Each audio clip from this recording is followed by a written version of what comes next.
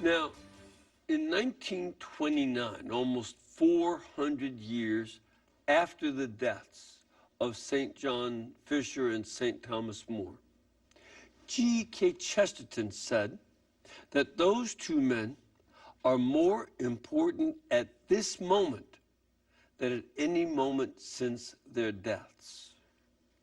But they're not quite so important as they will be in 100 years.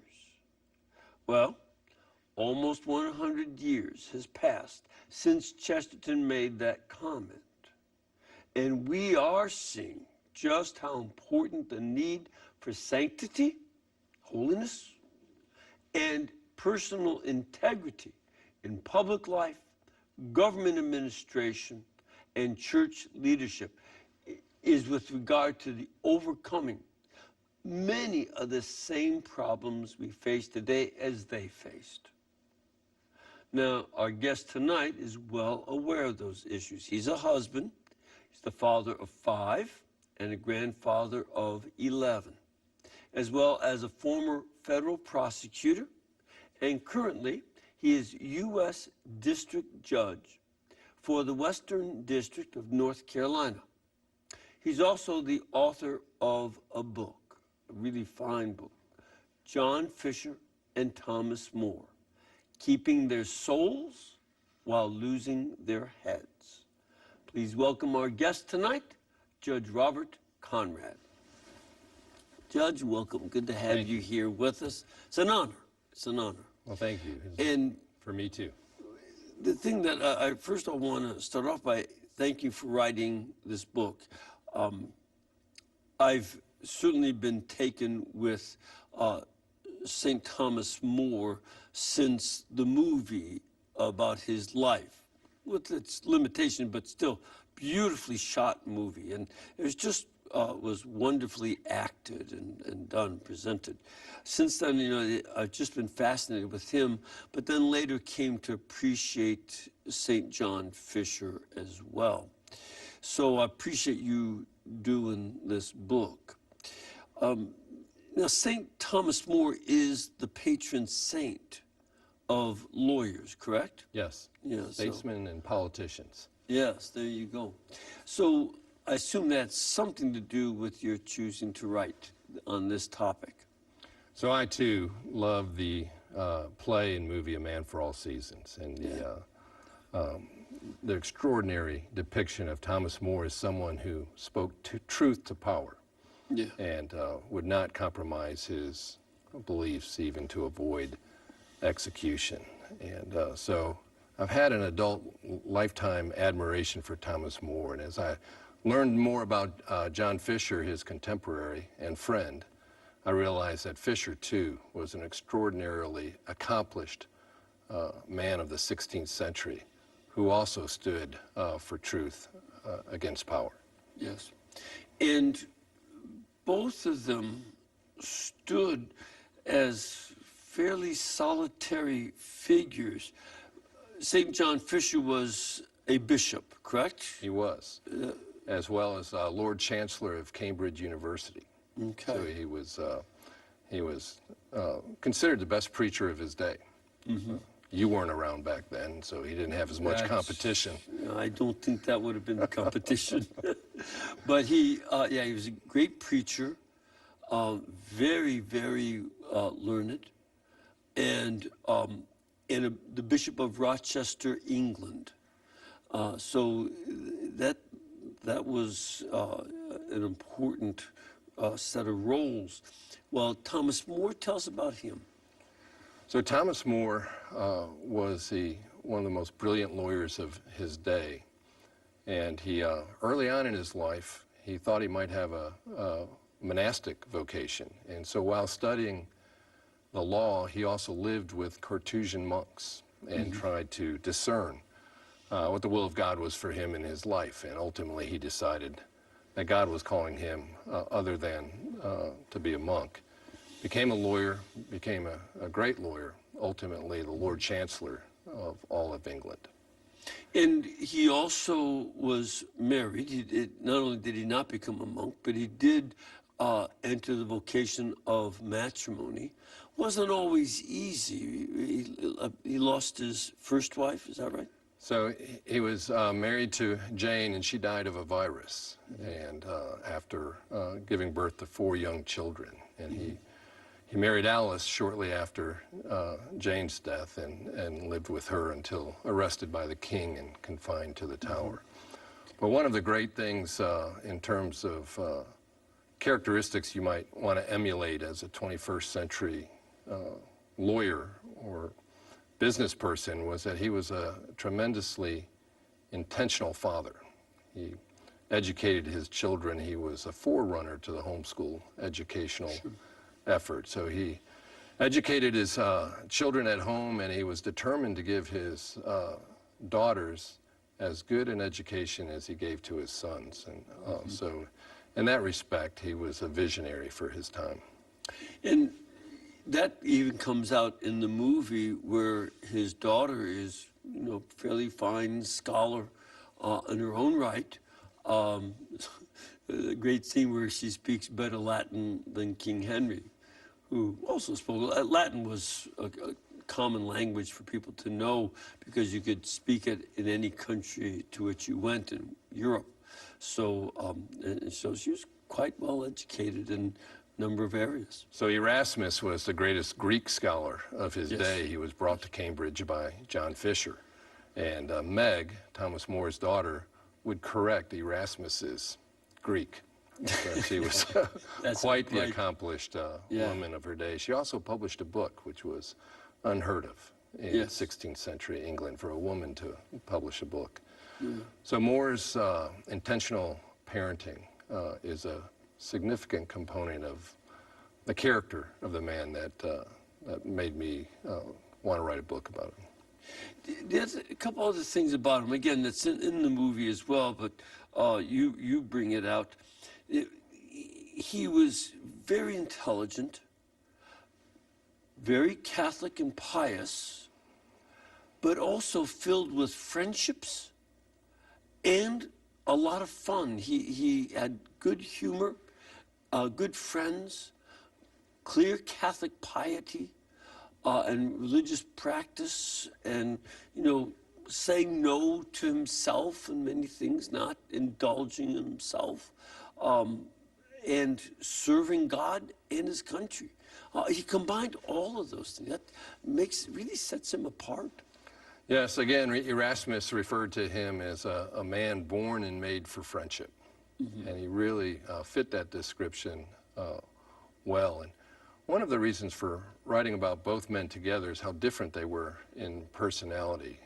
By both men, you mean Erasmus? John Fisher and Thomas More. Yes, that's what I thought. So Fisher's a very scholarly priest, and More is the gregarious Lord Chancellor.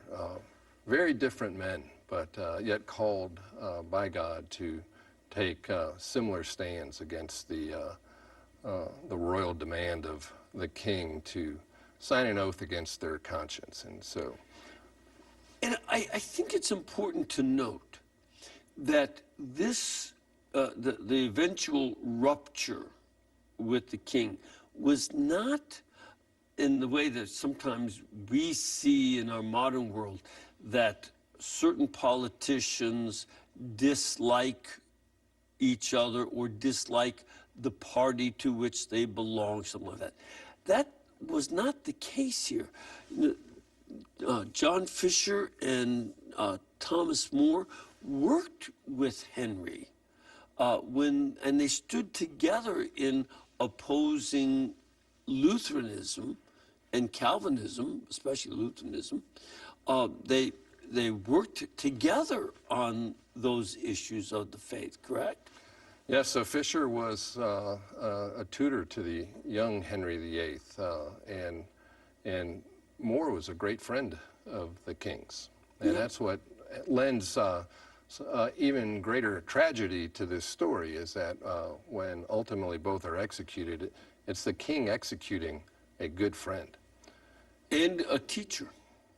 And yes, and so it's an extraordinary thing that the concept of friendship to Fisher and More was more than getting together and having a good time. They saw other people in an eternal perspective, and so so More would look at the king as a friend here on earth, but a future companion in heaven. And so this eternal perspective is an interesting thing.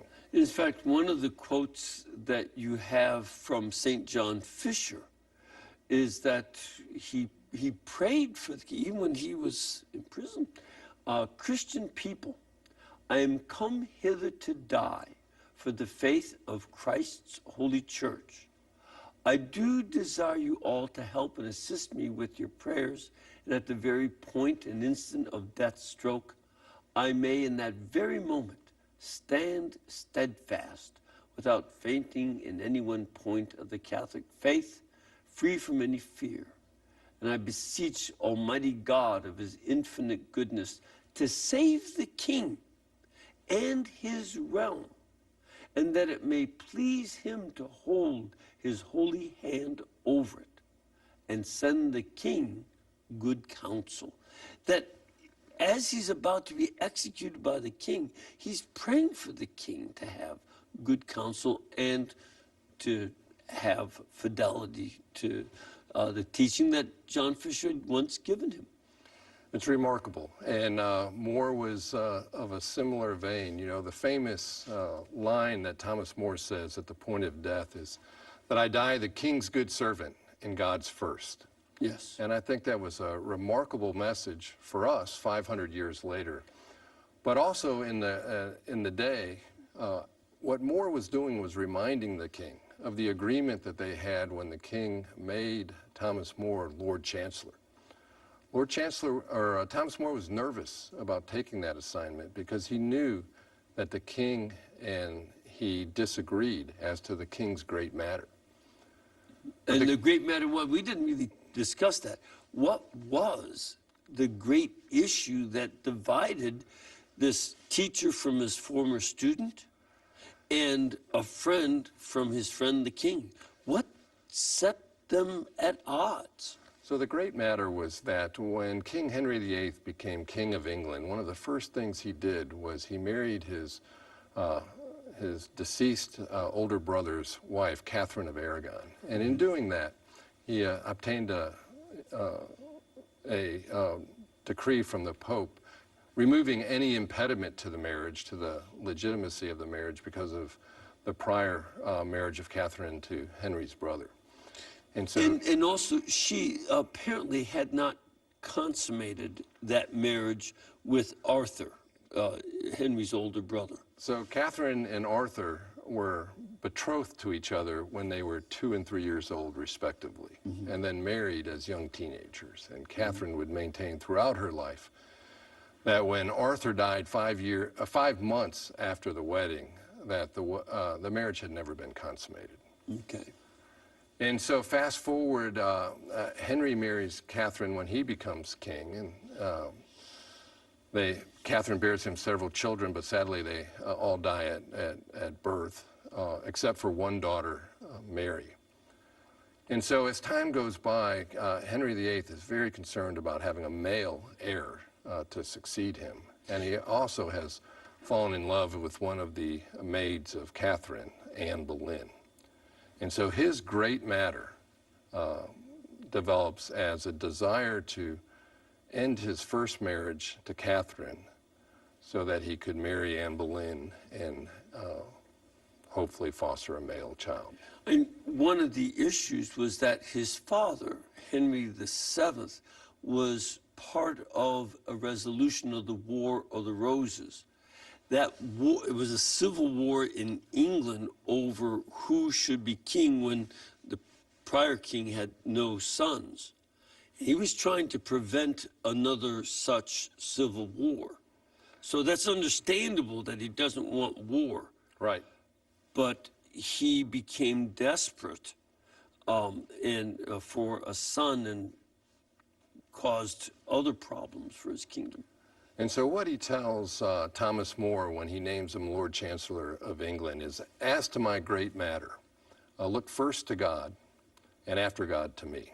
And it's on that understanding that Thomas More accepts the position of Lord Chancellor. And so when years go by and he's now been subject to execution, when he says, "I die the king's good servant and God's first," he's reminding the king of the original understanding that they had. And he's indicating the unity of his life, that he led his life in a very faithful way as a man of integrity, keeping his word to the king. And so it's a message to King Henry VIII that would have been received by the king. But it's also a wonderful message for 21st century Americans. One of the points that you make in the book, and it helped highlight something I had in the back of my mind after watching the movie Man for All Seasons a number of times. I've seen it repeatedly and seen the play. And the issue that you bring out, that the playwright does, is emphasize that Thomas More says, "It is I making this decision." And Robert Bolt, the author of the play, makes the issue one of personal integrity, which is important in itself. But Thomas More was much more concerned with the objective good and truth of the Catholic faith.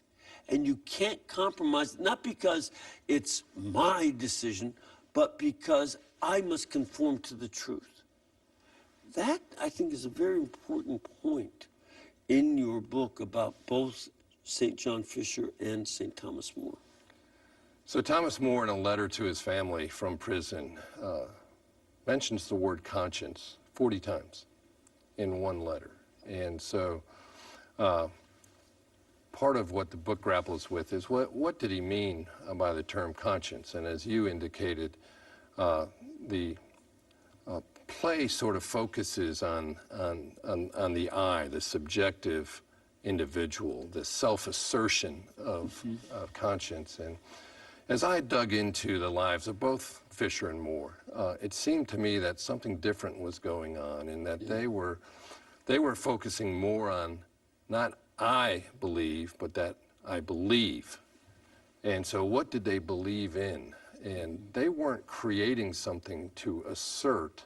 They were attempting to discover something to rely upon. And each man, in dealing with this crisis, looked to the Bible, looked to the church fathers, tried to determine what God's truth was. Not what my truth is, not what the king's truth is, but God's truth.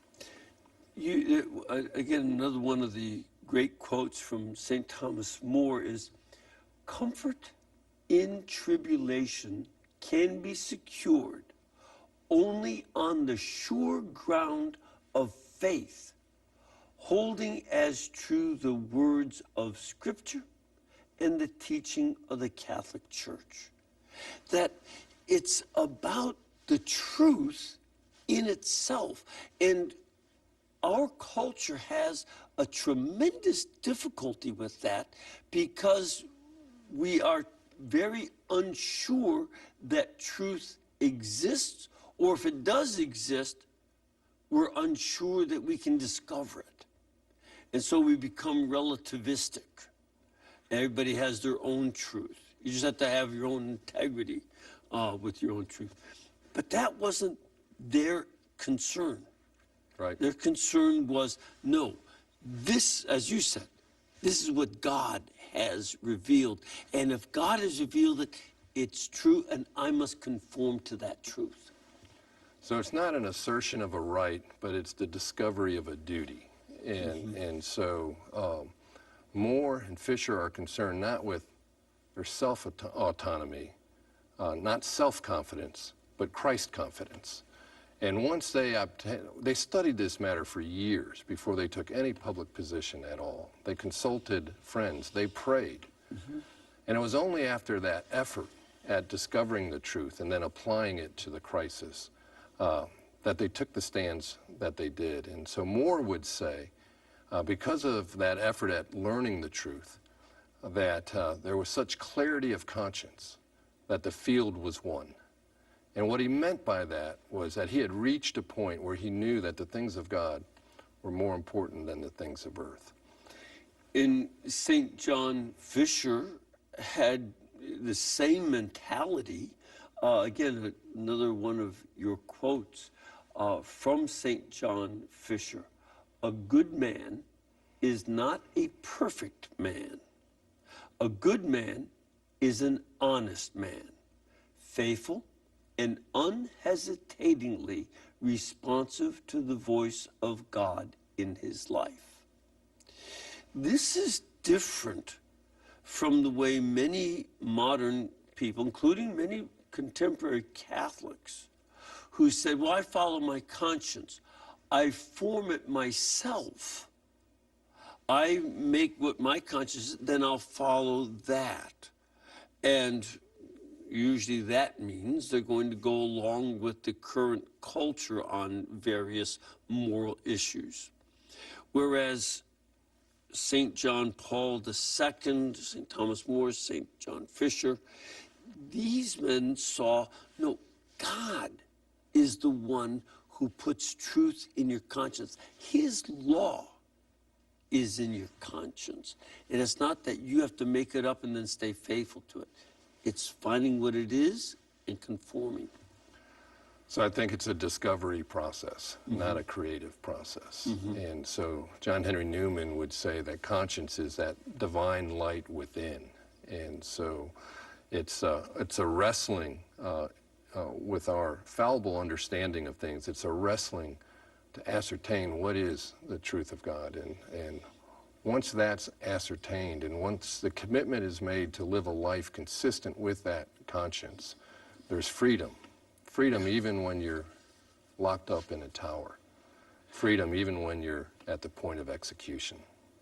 Now, this played out in a variety of crises for these two men, you know, that they knew that this is what God had revealed. And one of the first steps was St. John Fisher was at the Legatine trial concerning whether or not there was validity in the marriage of Henry VIII and Catherine of Aragon. Talk a little bit about that. So Fisher was actually the first of the two men to challenge the king, and he did it in a most extraordinary context.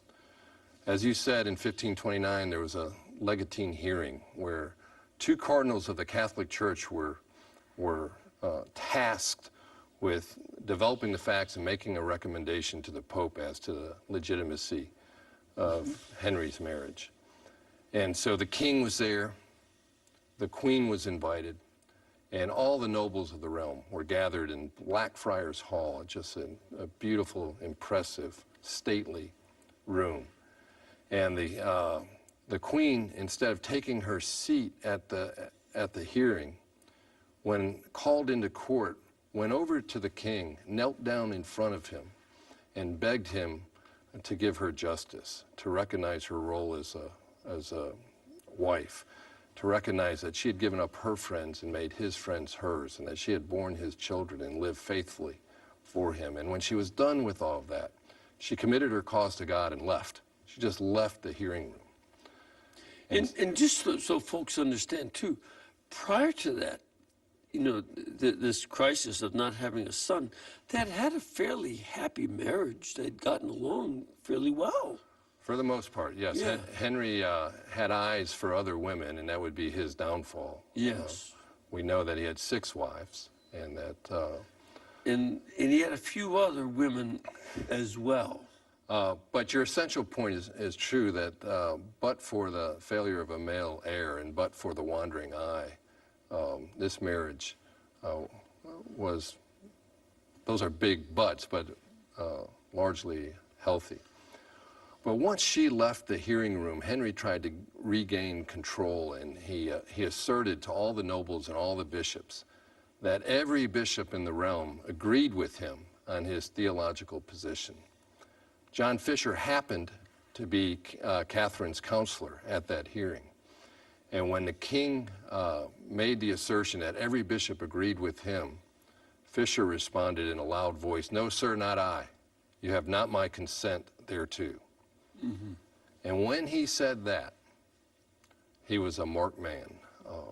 He had opposed the king, and then the king looked to the archbishop and shook a handful of affidavits and said, "Don't I have the signature of every bishop in the realm?" And the archbishop said, "You do." And Fisher said, "No, I never signed a document, for it was much against my conscience." The other thing, too, that got him in trouble in that trial is that he said even St. John the Baptist, who belonged to the Old Covenant, defended the truth of marriage. And unfortunately for him, Anne Boleyn fully understood that that made Henry like Herod, but Anne Boleyn like the illegitimate wife Herodias. And she wanted to make sure that St. John Fisher would lose his head like St. John the Baptist did. And so when Fisher said, "No, sir, not I, you have not my consent thereto," that enraged the king. Yeah.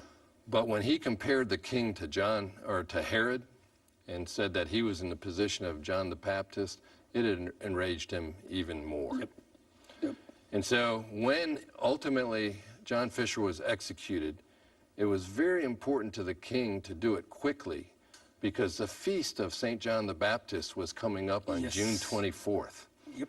And so he had John Fisher executed on June 22nd. And to do that, he had to change the form of execution from being drawn and quartered to simple beheading. And when he did that, and did it on June 22nd, it made the parallels to John the Baptist even more stunning. More clear. Yeah. We have to take a little break. We want to come back and get some of your comments and your questions, so please stay with us. All right, welcome back. We are discussing a book called John Fisher and Thomas More, Keeping Their Souls While Losing Their Heads. The author is Robert J. Conrad, Jr., and you can get it at EWTNRC.com, where it is item number 2912.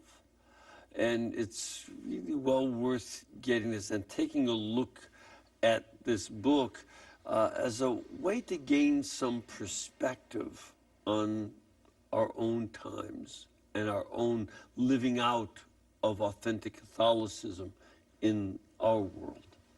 And we have a caller online. Hello, Mike? Yes, Father Mitch. You're calling from Pennsylvania? Yes, I am, Father Mitch. Can you hear me? Just fine, just fine. What's your question? Yes, I have a question for Judge Conrad, Father Mitch. Sure.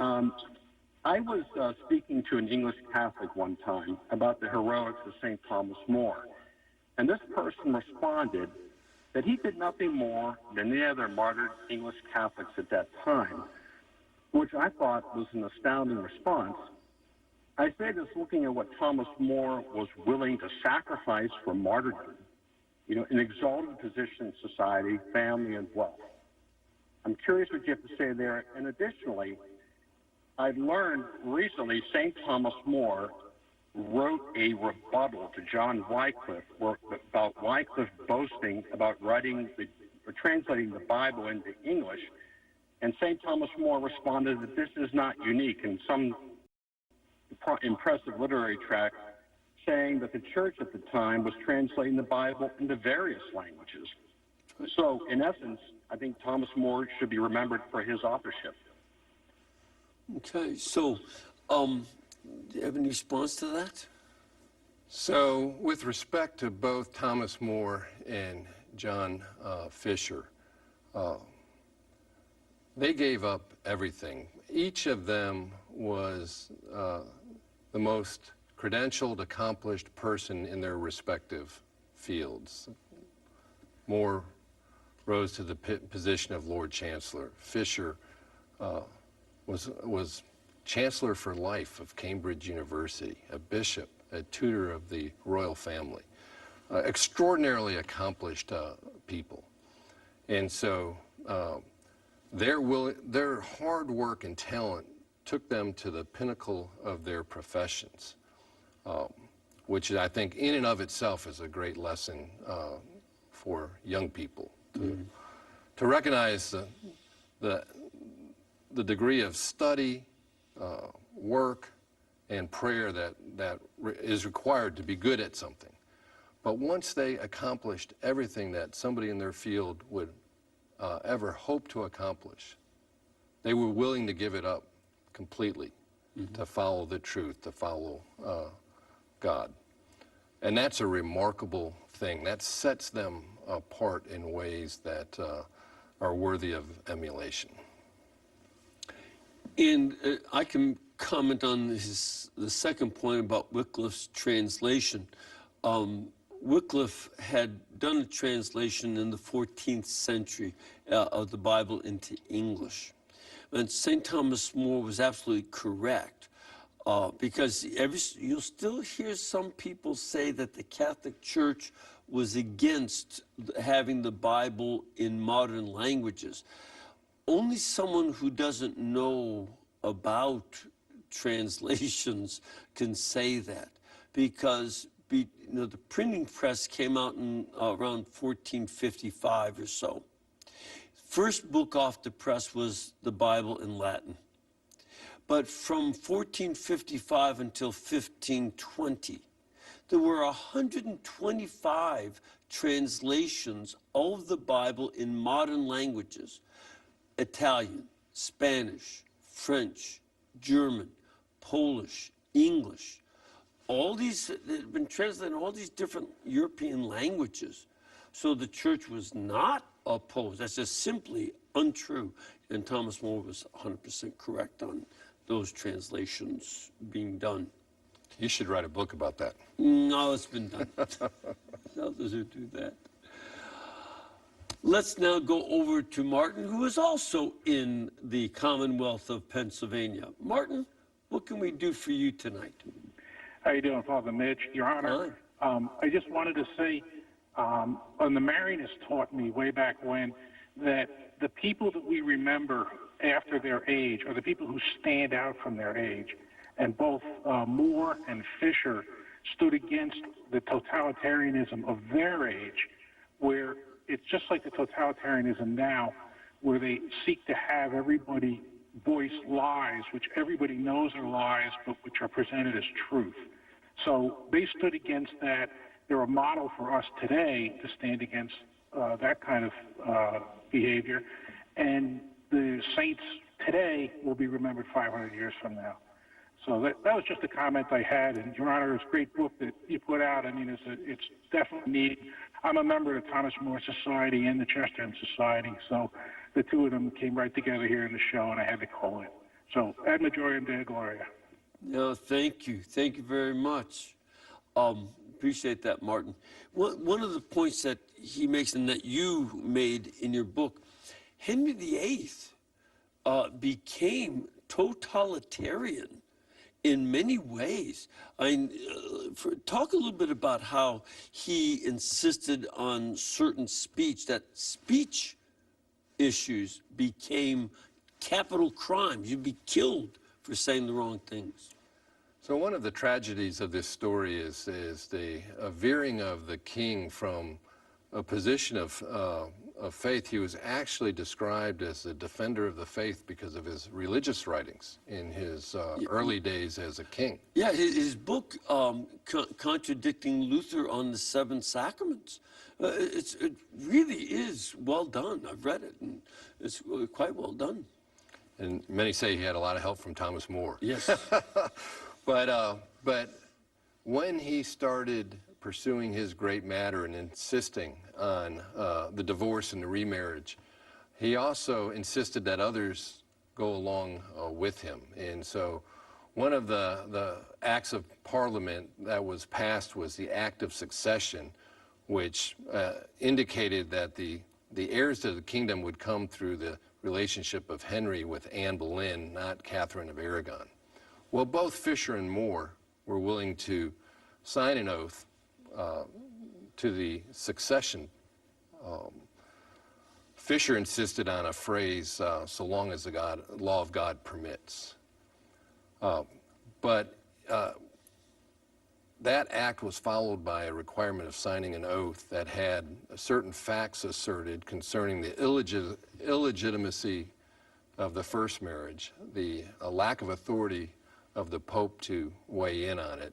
And so neither man could sign that oath. Mm-hmm. More's solution was to remain silent. And he believed that silence in the law would protect him. And Fisher inserted the phrase, so long as the law of God permits. And so that wasn't enough for Henry. He wanted their compliance. He wanted their acquiescence to his view. And so he urged Parliament to pass a second act called the Act of Treason, which made it unlawful to maliciously speak against any of the king's titles, including his new title of Supreme Head of the Church of England. And the element of malice was a very important part of that statute. And both men were prosecuted for speaking against the king's title. And both men were convicted at trial based upon the testimony of Richard Rich, who More would indicate in his trial after hearing the testimony of Rich, who said that More had told him that Parliament did not have the authority to make Henry head of the church. More said to Rich, "I am sorrier for your perjury than my own peril."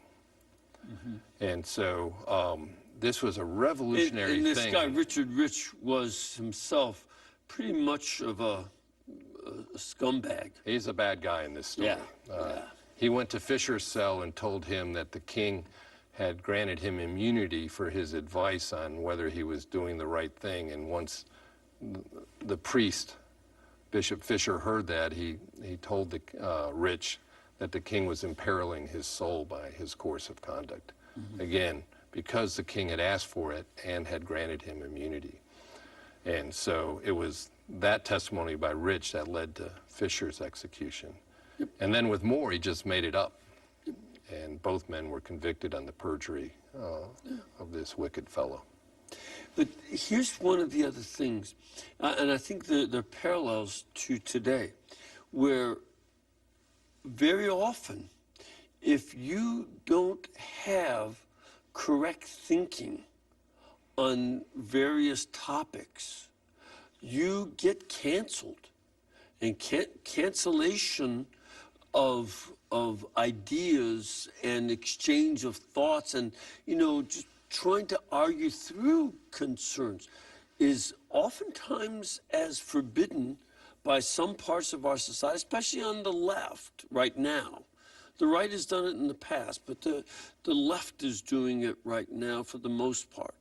And that cancellation is just as dictatorial and totalitarian as Henry VIII. They just use the media to cancel instead of a sword. So More would say at one point that he had formed his conscience to such a point that it was clear what was right and what was wrong. And as a result, he said, although I can suffer pain, I cannot suffer harm. For a man may lose his head and have no harm. Mm-hmm. It's a wonderful line. Yeah. And one of the reflections that comes out of this book is that we're probably not going to be required to lose our head for anything that we believe or say. But each of us will suffer some harm for following the truth against the assertions of culture. And the question is, mm-hmm. Are we going to be willing to suffer harm? And that can range from losing jobs, losing friends, and a variety of other issues that come up. So we just have to be alert to that. And that's why these men are such great models for our day. Absolutely. We have a question from John in New York. John, what can we do for you this evening? Good evening, Father. It's been a long time since I said hello to you. Now, my question is on the conversation you're having with Judge there. What is the Church of England's position today on Thomas More and Fisher? If you will know, you may not know, but what does the Church of England say about Thomas More and Fisher today? I'm sure they don't recognize them as saints, but what is their position? Do you think it was justified the way they were tried and executed? Or what's their position? Would you know that? Thank you. Good question. So what does the Church of England today say about Thomas More? I've got a great answer to that, because in the Catholic Church, we recognize John Fisher and Thomas More on June 22nd. That's their feast day in the Catholic Church, and it's the anniversary of the execution of John Fisher. In the Anglican Church, they are also recognized, but it's on July 6th, which is the anniversary of Thomas More's beheading. So I find it very telling that the Church of Henry VIII recognizes the sanctity and integrity of these two men. Mm-hmm. Mm-hmm. That is an interesting point. They still have today the Queen of England as the head of the church, but at least they recognize these men's integrity. And this, so that's just a fairly positive attitude towards the two of them. Yes. Yeah, which would sound like the kind of thing that could have gotten them beheaded back in the time of Henry. Yeah. Now, there's one of the other quotes that you have, and it's related to this topic of their integrity, from St. Thomas More, says, "Don't worry about me, no matter what happens in this world. Nothing can happen to me that God doesn't want, and all that he wants, no matter how bad it may appear to us, is really for the best."